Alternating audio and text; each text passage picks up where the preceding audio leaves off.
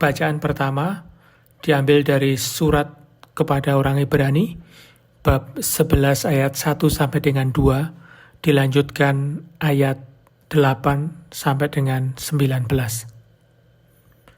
Abraham menantikan kota yang dirancang dan dibangun oleh Allah sendiri. Saudara-saudara, iman adalah dasar dari segala sesuatu yang kita harapkan dan bukti dari segala sesuatu yang tidak kita lihat. Sebab oleh imanlah telah diberikan kesaksian kepada nenek moyang kita. Karena iman Abraham taat, ketika ia dipanggil untuk berangkat ke negeri yang akan diterimanya menjadi milik pusakanya, lalu ia berangkat dengan tidak mengetahui tempat yang ia tuju. Karena iman, ia diam di tanah yang dijanjikan itu, seolah-olah di suatu tanah asing, dan di situ ia tinggal di kemah dengan Ishak dan Yakub, yang turut menjadi ahli waris janji yang satu itu. Sebab ia menanti-nantikan kota yang mempunyai dasar yang direncanakan dan dibangun oleh Allah. Karena iman ia juga dan Sarah beroleh kekuatan untuk menurunkan anak cucu, walaupun usianya sudah lewat, karena ia menganggap Dia yang memberikan janji itu setia. Itulah sebabnya, maka dari satu orang, malahan orang yang telah mati pucuk, terpancar keturunan besar, seperti bintang di langit dan seperti pasir di tepi laut, yang tidak terhitung banyaknya.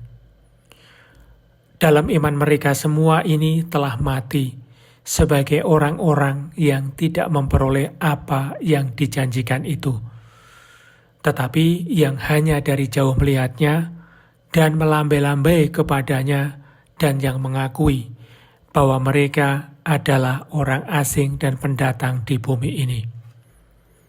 Sebab mereka yang berkata demikian menyatakan bahwa mereka dengan rindu mencari suatu tanah air, dan kalau sekiranya dalam hal itu mereka ingat akan tanah asal yang telah mereka tinggalkan, maka mereka cukup mempunyai kesempatan untuk pulang ke situ.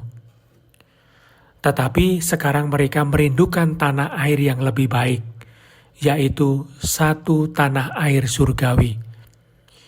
Sebab itu Allah tidak malu disebut Allah mereka, karena ia telah mempersiapkan sebuah kota bagi mereka. Karena iman, maka Abraham, tatkala ia dicobai mempersembahkan Ishak, ia telah menerima janji itu, rela mempersembahkan anaknya yang tunggal, walaupun kepadanya telah dikatakan, keturunan yang berasal dari Ishaklah yang akan disebut keturunanmu. Karena ia berpikir bahwa Allah berkuasa membangkitkan orang-orang sekalipun dari antara orang mati. Dan dari sana, ia seakan-akan telah menerimanya kembali. Demikianlah sabda Tuhan, syukur kepada Allah. Mazmur tanggapan dengan refren, terpujilah Tuhan Allah Israel, sebab ia telah mengunjungi dan membebaskan umat-Nya. Ia mengangkat bagi kita seorang penyelamat yang gagah perkasa, putra Daud hamba-Nya, seperti dijanjikannya dari sedia kala, dengan perantaraan para nabi-Nya yang kudus.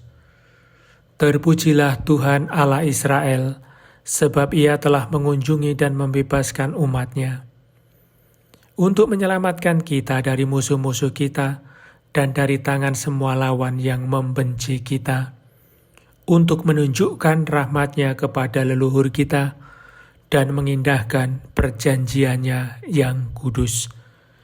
Terpujilah Tuhan Allah Israel, sebab ia telah mengunjungi dan membebaskan umat-Nya.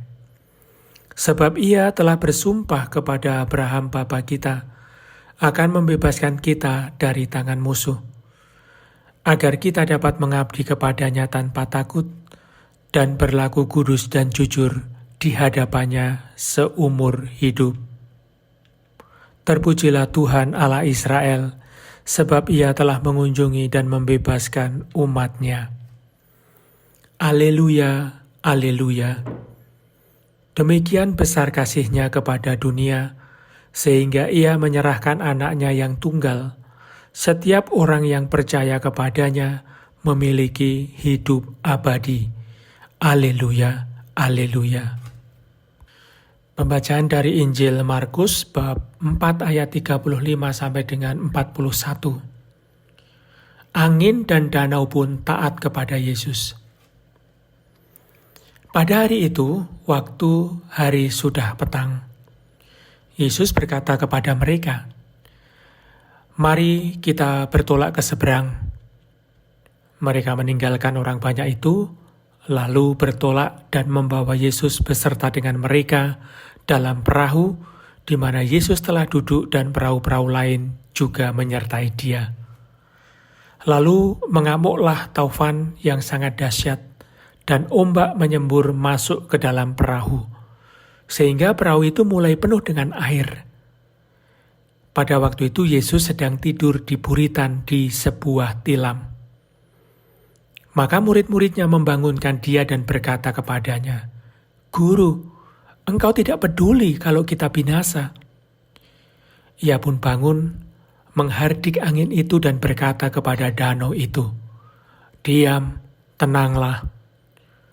Lalu angin itu reda, dan danau itu menjadi teduh sekali. Lalu Ia berkata kepada mereka, "Mengapa kamu begitu takut? Mengapa kamu tidak percaya?" Mereka sangat takut dan berkata seorang kepada yang lain, "Siapa gerangan orang ini, sehingga angin dan danau pun taat kepadanya?" Demikianlah sabda Tuhan. Terpujilah Kristus.